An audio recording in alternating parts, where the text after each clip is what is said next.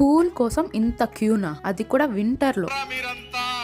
పొద్దున్నే కాఫీ తాగుతూ బయటకు చూసేసరికి సన్నీగా ఉంది. సరే పూల్ చూద్దామని సన్ లైట్ ఎంజాయ్ చేస్తూ వెళ్ళాము. తీరా అక్కడికి వెళ్ళి చూస్తే అంత క్యూ.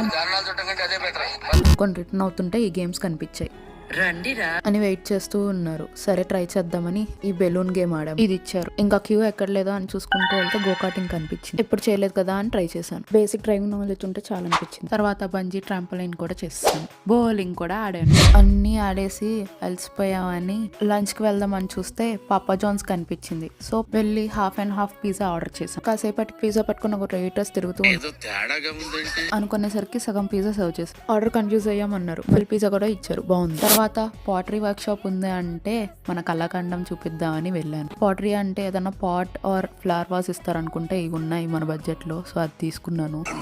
పెయింట్ చేస్తే ఎలా ఉందని అడిగితే అది రియాక్షన్. దానికి ఎంత పెయింట్ వేసానో నా చేతికి జాకెట్ కి అంత పూసుకున్నాను. ఫైనల్ అవుట్పుట్ అయితే ఇలా వచ్చింది. ఎలా ఉందో కామెంట్ చేయండి. ఈవినింగ్ ఏం చేసావో నెక్స్ట్ వీడియోలో చెప్తాను.